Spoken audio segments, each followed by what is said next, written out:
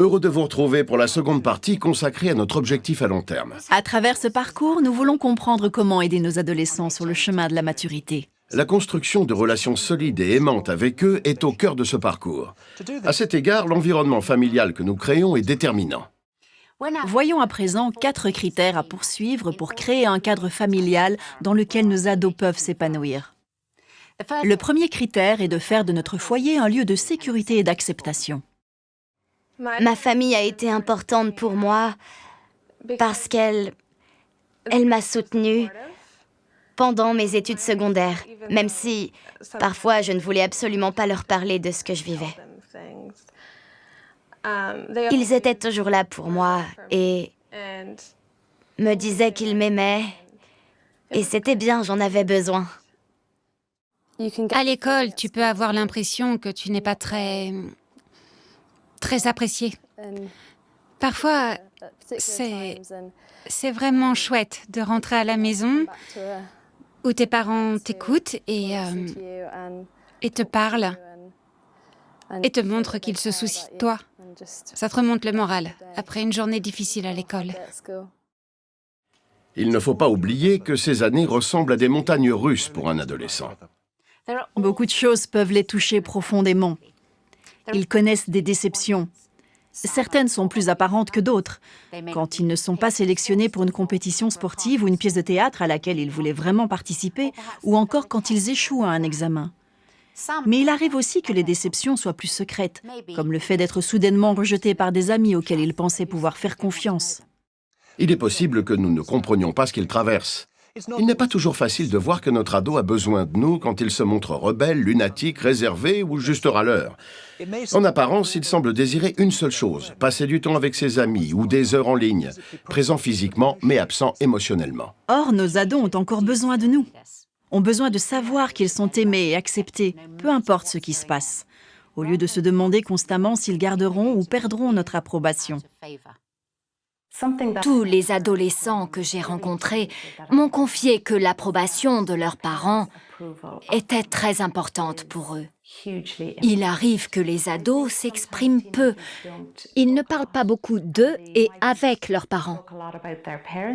Mais en réalité, cela dissimule le fait que la façon dont leurs parents les voient, leur acceptation et leur approbation, la façon dont ils prennent soin d'eux et les encouragent, tous ces besoins sont fondamentaux pour un jeune. Et quand ces besoins sont satisfaits par leurs parents, les jeunes gagnent en confiance et ont une meilleure estime d'eux-mêmes. Parfois, les parents sous-estiment l'importance de leur influence sur leurs enfants. Dans tous les cas, en tant que parents, vous influencerez considérablement votre enfant. Donc, assurez-vous que cette influence soit positive. Nous savons que notre famille ne peut pas devenir le paradis sur Terre. Beaucoup d'erreurs peuvent être commises. Mais, quelle que soit la situation, nous pouvons faire de notre foyer un lieu sûr, un sanctuaire si vous préférez, face à toute la pression qu'ils subissent. Et le meilleur moyen d'y arriver, c'est d'être présent pour eux, disponible et à l'écoute quand ils sont prêts à se confier. Devant toutes les pressions qu'ils subissent aujourd'hui, le mieux que nous puissions faire pour eux est de leur offrir un cadre aimant et complice à la maison, d'être là pour eux. Mais fixez des limites, ne les laissez pas obtenir tout ce qu'ils veulent.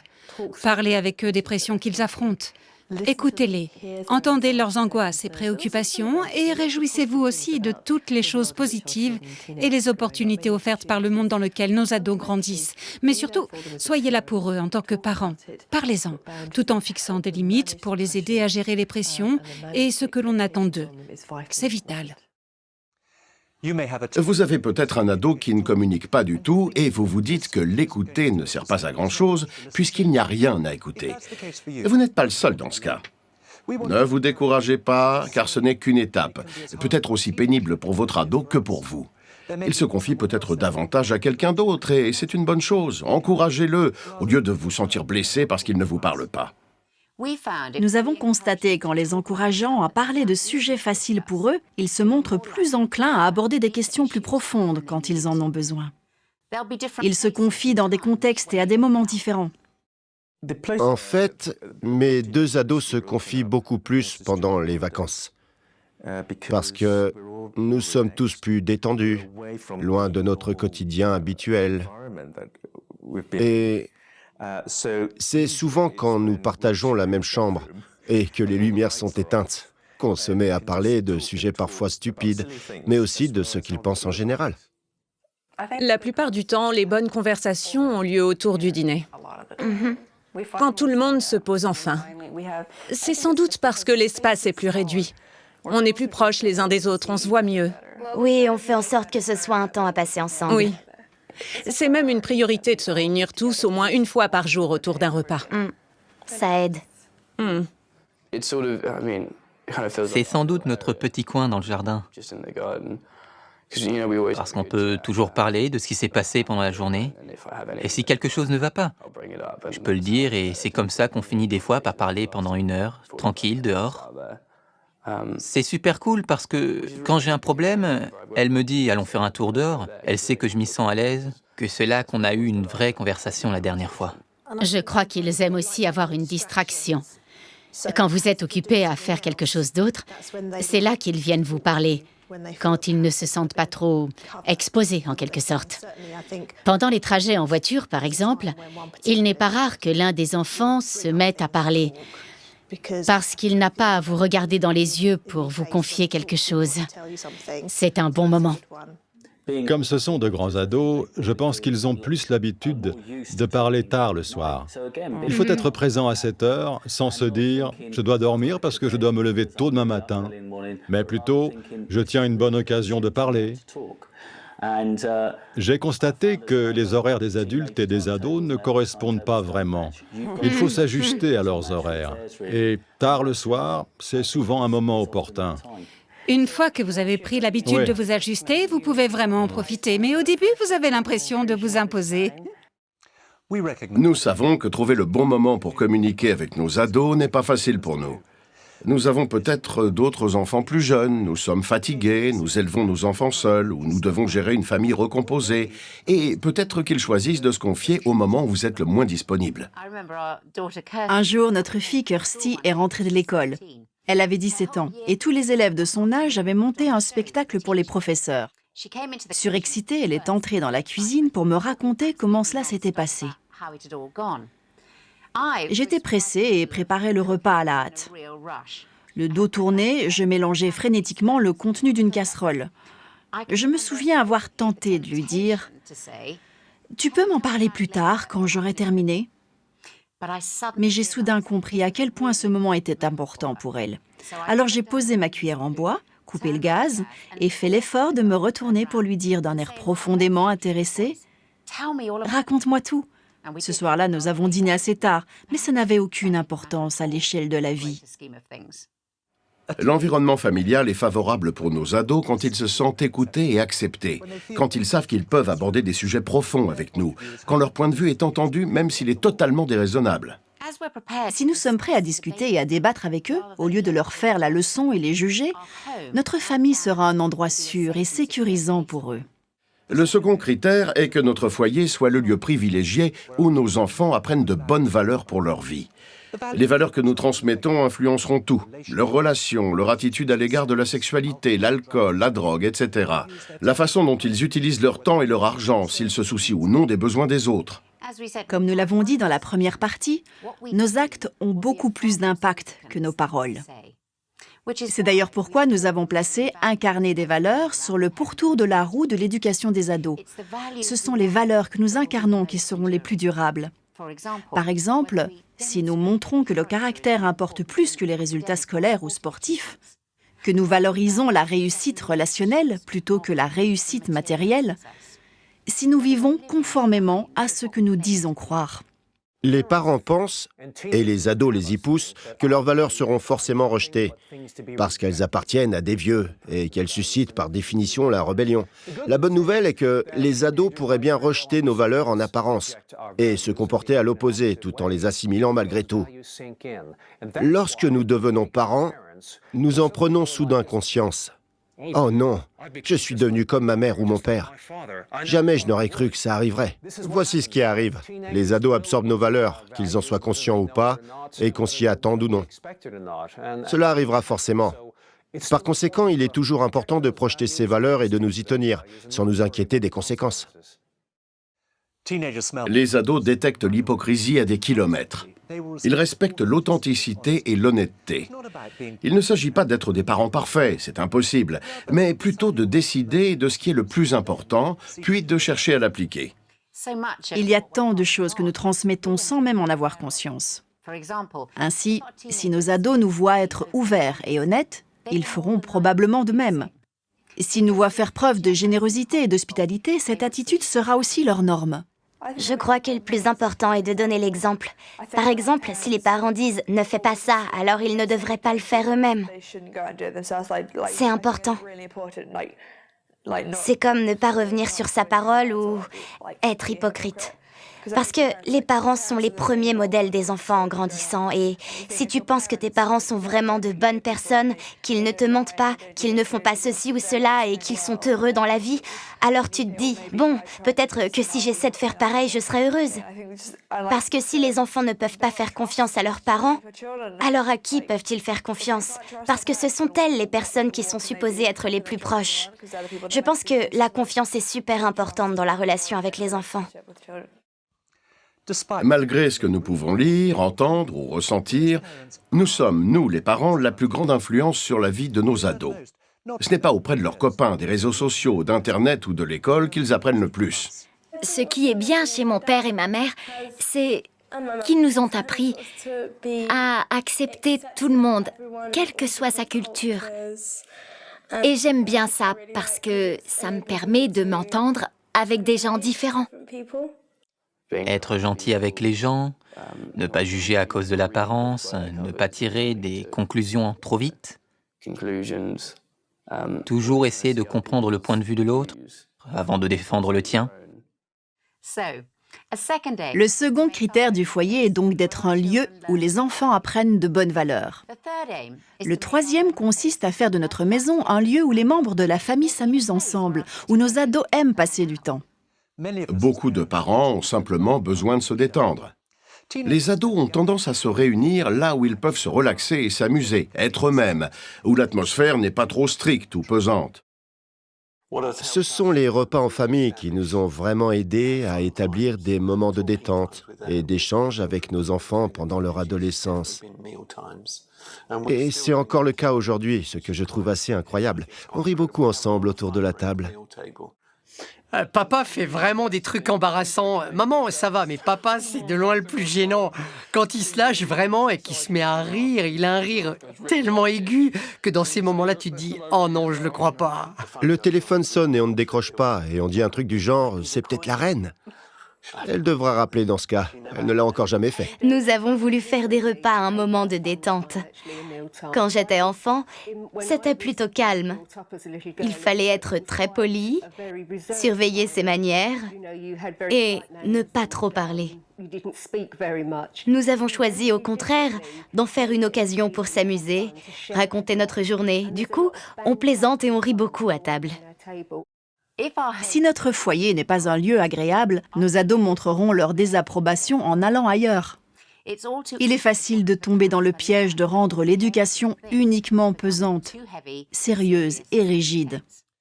Les autres familles où nos enfants aimaient passer du temps étaient celles dans lesquelles les enfants ne se sentaient pas surveillés ou jugés, où ils étaient libres d'amener des amis, où l'on préparait de la nourriture qu'ils aimaient, où ils avaient le loisir de leurs propres activités, mais aussi de participer à des repas de famille.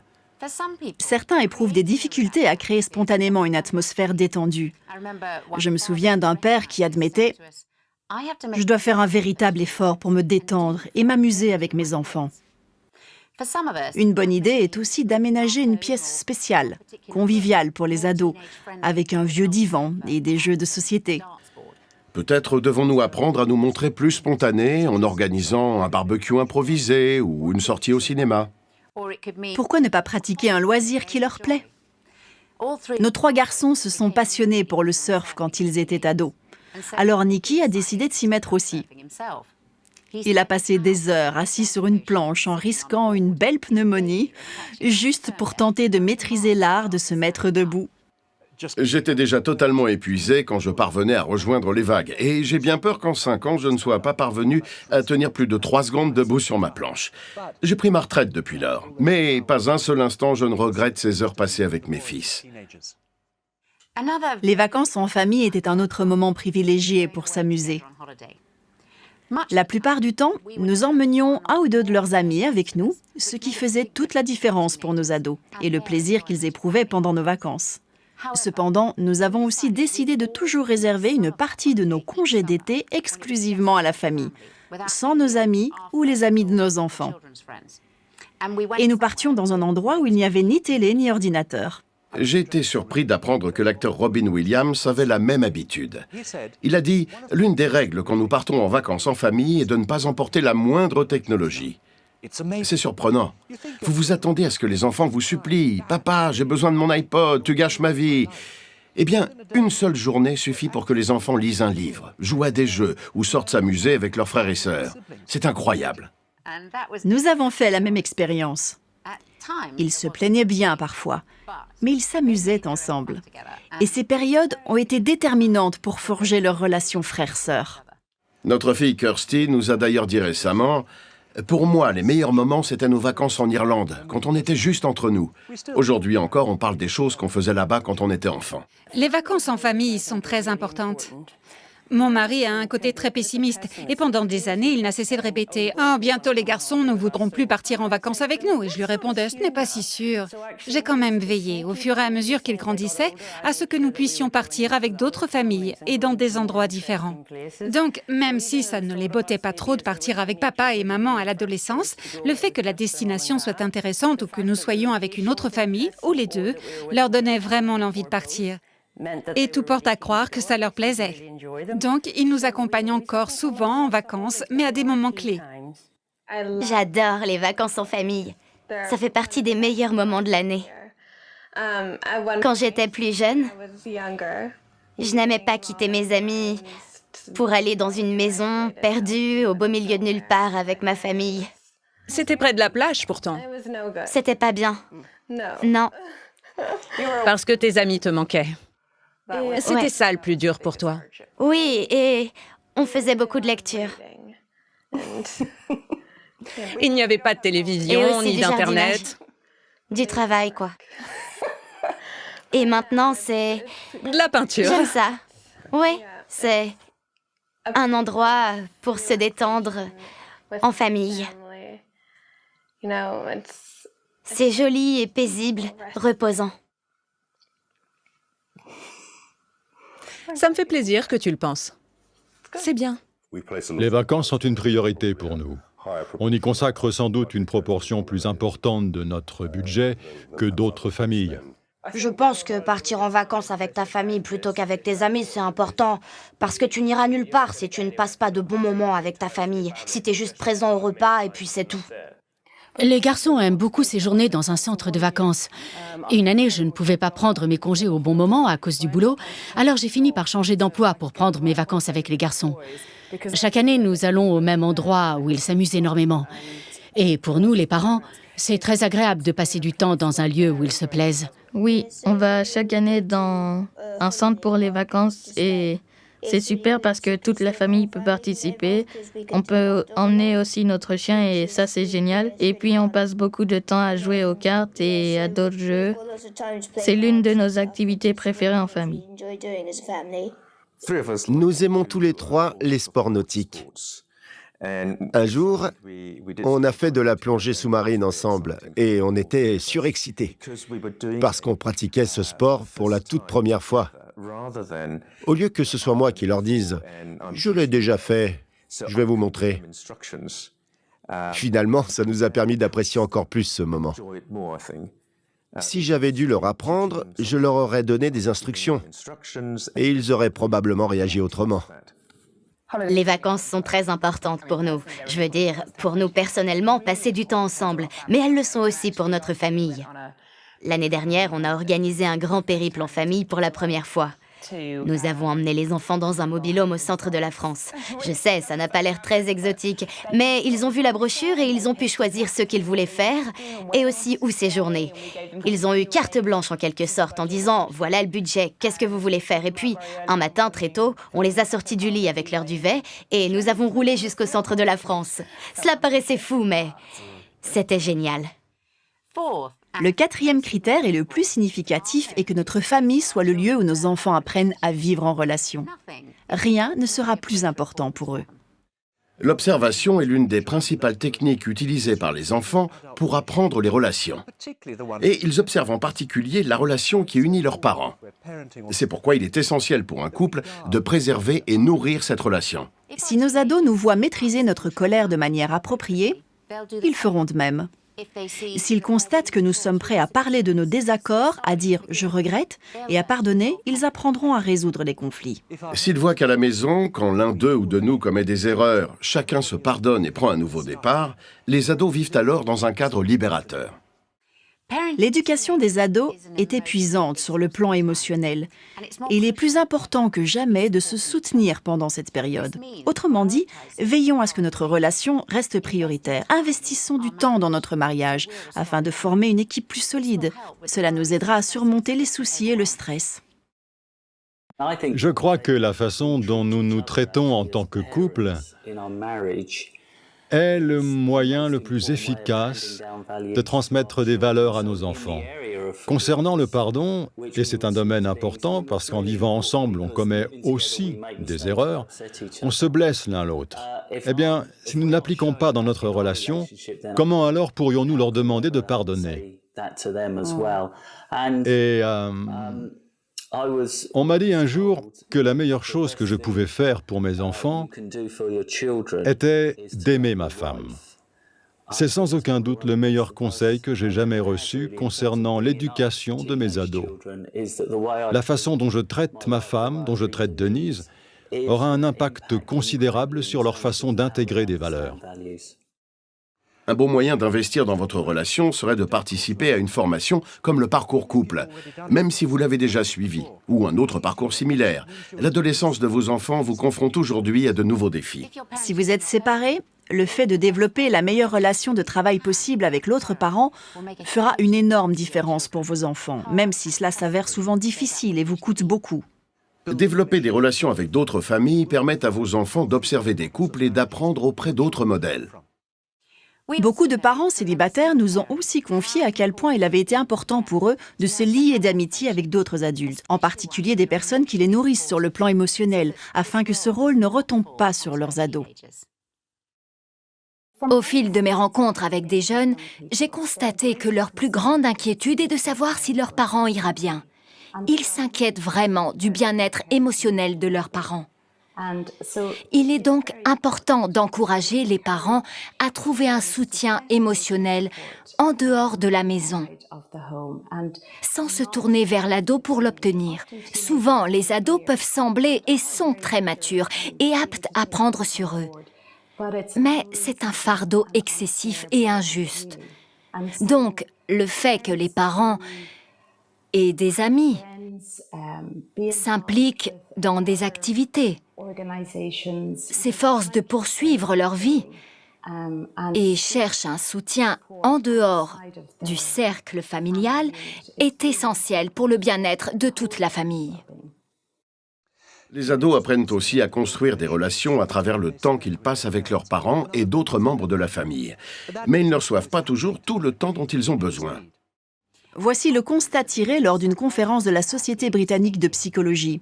Le nombre d'enfants handicapés par la timidité augmente parce que leurs parents n'ont plus le temps de leur parler. Les parents qui travaillent parlent en moyenne à peine 8 minutes par jour à leurs enfants. Les membres de la famille ne s'asseyent plus ensemble parce que les parents sont trop fatigués. Or, cette forme de négligence survient à une période vitale de leur vie. La plupart des enfants deviennent timides lorsqu'ils atteignent l'adolescence entre 11 et 14 ans.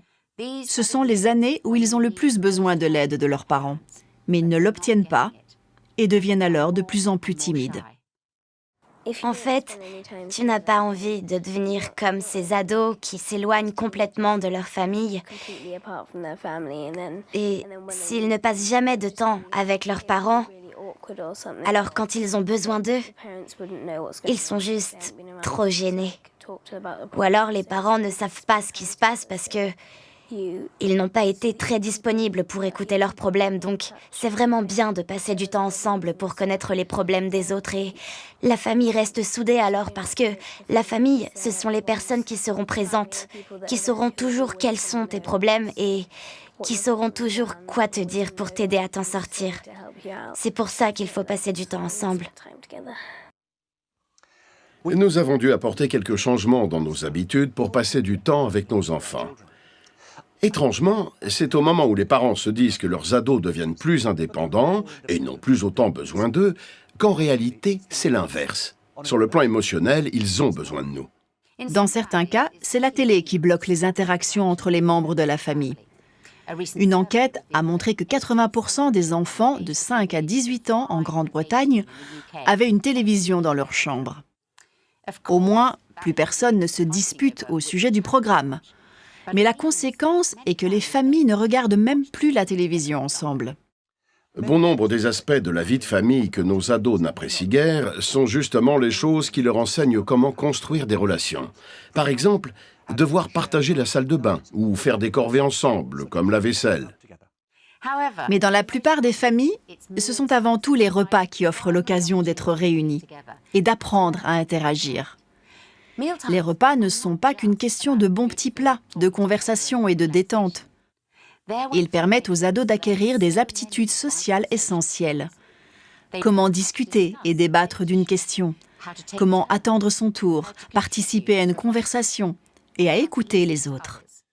Un papa à qui on demandait ce qu'il avait fait quand ses enfants étaient ados a répondu « Je ne crois pas avoir fait grand-chose d'autre que m'asseoir à table pendant des heures autour d'un repas ». Nous connaissons bien ces enfants et ce sont aujourd'hui des adultes dotés de grandes aptitudes sociales pour interagir. Nous nous efforcions de dîner en famille chaque soir.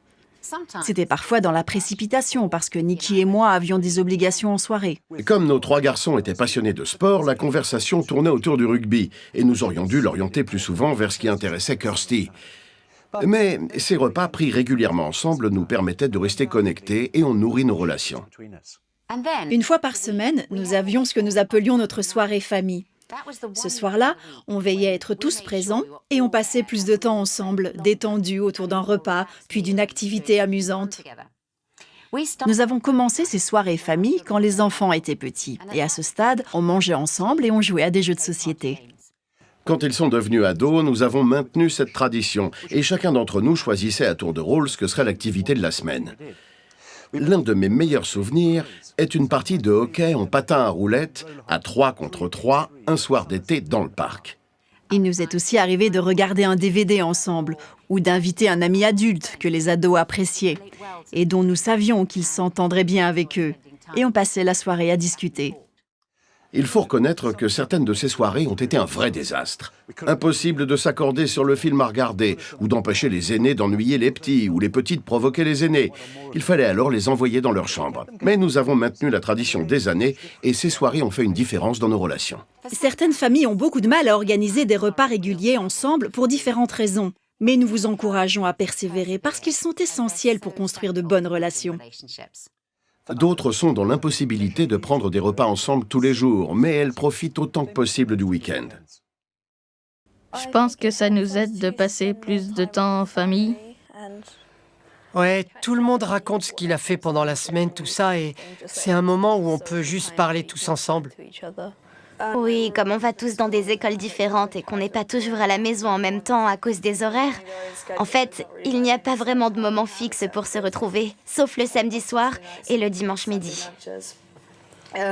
C'est super important qu'on puisse passer du temps tous ensemble en famille. On propose souvent de partir se promener. On a notre endroit préféré pour nos balades en famille. C'est sûr, les enfants ne débordent pas d'enthousiasme quand on leur propose. C'est du genre « Oh non, pas une balade ». Mais une fois qu'on y est, on passe un bon moment. Il faut juste faire l'effort. Les moments en famille sont importants pour nous parce qu'on a toujours considéré que c'était une priorité de passer du temps ensemble. C'est une de nos principales valeurs dans notre famille. Passer du temps avec nos filles. Jouer avec elles, leur parler, tout ça. Oui, très tôt, Owen a instauré ce que nous appelions être notre soirée en famille. C'était le samedi soir et on regardait un film. On avait acheté un projecteur pour notre anniversaire et on regardait un film ensemble, sur le mur. C'était amusant parce que j'ai toujours aimé ces soirées en famille, mais quand les filles étaient invitées à dormir chez une amie, j'étais d'accord qu'elles y aillent. Mais Owen insistait, non, il faut instaurer cette valeur et cela s'est révélé payant parce qu'elles aiment ce rendez-vous et qu'il reste le plus souvent une priorité pour elles. Nous aimons les jeux et nous avons passé de très bons moments autour de jeux de société. On aime aussi regarder des DVD. Alors quand on peut trouver un film que tout le monde appréciera, c'est toujours une bonne expérience à partager ensemble. Je crois qu'il faut planifier la soirée et impliquer tout le monde. En insistant un peu, j'ai aussi été surpris de voir les garçons s'impliquer dans des activités auxquelles je n'aurais pas cru qu'ils s'intéresseraient.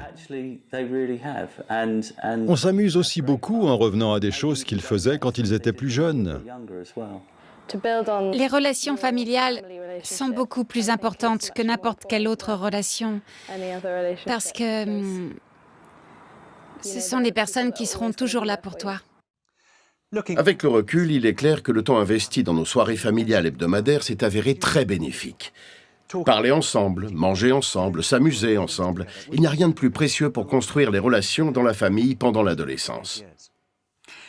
Dans le manuel, nous vous proposons quelques exercices à faire entre les sessions pour poursuivre la réflexion sur les sujets que nous venons d'aborder. Nous espérons que l'exercice prévu pour cette session vous aidera à parler à votre ado des meilleurs moments à passer avec lui, et aussi des choses qui l'intéressent et qu'il apprécie. Nous voudrions clore chaque session par une courte prière. Restez simplement tel que vous êtes pendant que je prie. Seigneur, nous te remercions pour nos enfants qui sont un cadeau de ta part. Merci parce que chacun d'eux est unique et possède une personnalité et des dons qui lui sont propres. Merci pour le privilège de pouvoir les élever et façonner et influencer leur vie. Nous te demandons ton aide pour relever ce défi. Et nous prions qu'au terme de ce parcours, chaque parent se sente plus confiant et mieux équipé pour remplir ce rôle. Nous te le demandons au nom de Jésus. Amen. Amen. Pendant la prochaine session, nous verrons comment répondre aux besoins les plus profonds de nos adolescents. À présent, nous vous invitons à lire les questions dans votre manuel pour alimenter votre discussion. Au revoir. Au revoir.